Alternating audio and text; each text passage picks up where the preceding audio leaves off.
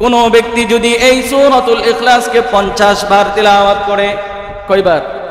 50 বার তিলাওয়াত করে, রাহমাতুল লিল আলামিন বলেন, রাসূলুল্লাহ সাল্লাল্লাহু আলাইহি ওয়াসাল্লাম বলেন, কোন ব্যক্তি যদি এই সূরাতুল ইখলাসকে 50 বার তিলাওয়াত করে, ওই ব্যক্তির পিছনের 50 বছরের গুনাহ আল্লাহ রাব্বুল আলামিন সম্পূর্ণভাবে maaf করে দিবেন।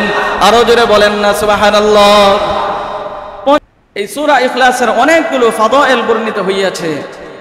আমি যে কিতাব থেকে ফাদাইলের কথা বলবো বা ফজিলতের কথা বলবো, কিতাবটি হচ্ছে তাফসীর ইবনে কাসির। কিতাবের নাম কি?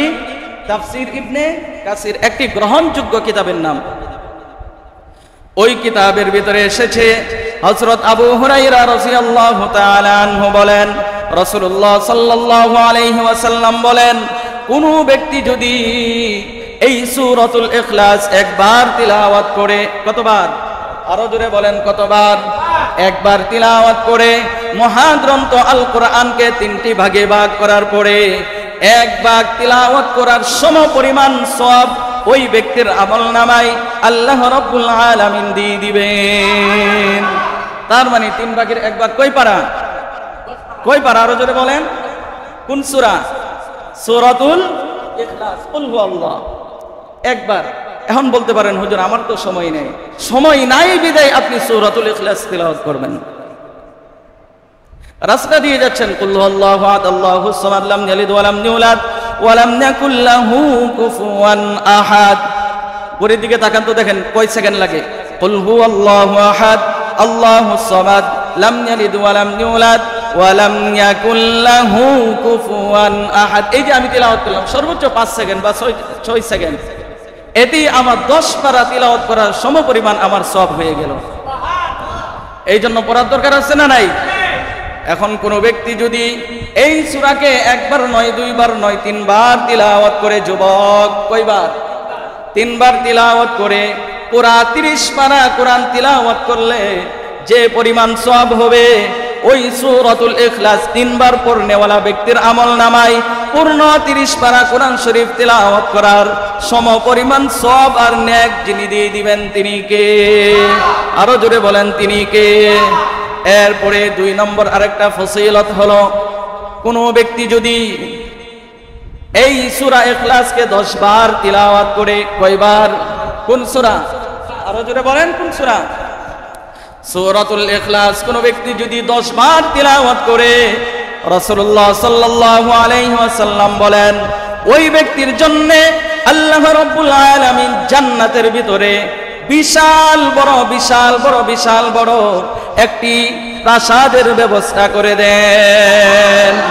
উমর রাদিয়াল্লাহু তাআলা আনহু জিজ্ঞেস করলেন, ইয়া রাসূলুল্লাহ, ইয়া হাবিবাল্লাহ, আমি যদি এই সূরা ইখলাসকে 20 বার পড়ি বা 30 বার পড়ি বা যত বেশি পড়ি, রাহমাতুল লিল আলামিন বলেন, হে উমর, তুমি এই সূরাতুল ইখলাসকে যত বেশি পাঠ করবে, যত বেশি তেলাওয়াত করবে, যদি সেটা 20 বার হয়, যদি সেটা 30 বার হয়, যদি 40 হয়, 50 হয়, 60 হয়, অর্থাৎ তুমি যত বেশি তিলাওয়াত করবে তত বেশি পরিমাণেই তোমার জন্য জান্নাতের ভিতরে প্রাসাদের ব্যবস্থা করে দেয়া হবে। তার মানে আমি যদি 20 বার পড়ি, প্রাসাদ কয়টা হবে? ঘর কয়টা হবে? বিল্ডিং কয়টা হবে? আর 30 বার পড়লে, 40 বার পড়লে 50, 100, 200 এরকম ভাবে যত বেশি পড়বেন। ওমর রাদিয়াল্লাহু তাআলা এটাই জিজ্ঞেস করলেন। 3 নম্বর হইল, 3 নম্বর আরেকটা ফজিলতের কথা বলে দেই। কোন সূরার? আরো জোরে বলেন কোন সূরা? সূরাতুল ইখলাস। এই সূরাতুল ইখলাসের কোন ব্যক্তি যদি এই সূরাতুল ইখলাসকে 50 বার তিলাওয়াত করে, কয়বার? 50 বার তিলাওয়াত করে, রাহমাতুল লিল আলামিন বলেন, রাসূলুল্লাহ সাল্লাল্লাহু আলাইহি ওয়াসাল্লাম বলেন, কোন ব্যক্তি যদি এই সূরাতুল ইখলাসকে 50 বার তিলাওয়াত করে, ওই ব্যক্তির পিছনের 50 বছরের গুনাহ আল্লাহ রাব্বুল আলামিন সম্পূর্ণভাবে maaf করে দিবেন। আরো জোরে বলেন না সুবহানাল্লাহ। 50 বার তিলাওয়াত করবেন মাত্র, কত বছরের গুনাহ maaf? 50 বছর কল্পনা করা যায়। তাহলে একটা বললাম, 1 নম্বর ফজিলত বললাম, একবার পড়লে 10 বারের সমপরিমাণ সওয়াব। 2 নম্বর হলো 10 বার তিলাওয়াত করলে জান্নাতে প্রাসাদ কয়টা হবে? একটা বিল্ডিং হবে।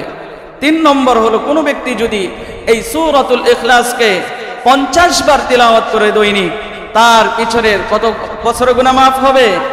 50 বছরের গুনাহ মাফ হয়ে যাবে। চারটিখানি কথা।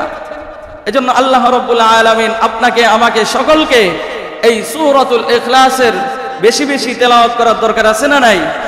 আর জোরে বলেন দরকার আছে না নাই? তাহলে সর্বশেষ আমার সাথে একবার বলে নেন, কুল হুয়াল্লাহু আহাদ আল্লাহুস সামাদ লাম ইয়ালিদ ওয়া লাম ইউলাদ ওয়া লাম ইয়াকুল লাহু কুফুয়ান আহাদ। পড়েন আল্লাহু আকবার। এই যে আমাদের সকলের পক্ষ থেকে মহাগ্রন্থ আল কোরআনের 10 পারা সমপরিমাণ তেলাওয়াতের সওয়াব যিনি দিয়েছেন তিনি কে? এই জন্য সবসময় পড়ব তো ইনশাআল্লাহ। আল্লাহ তাআলা আমাদের সকলকে বুঝার এবং আমল করার তৌফিক দান করুক। ওয়া আখিরু দাওয়ানা আলহামদুলিল্লাহি রাব্বিল আলামিন। যারা সুন্নাত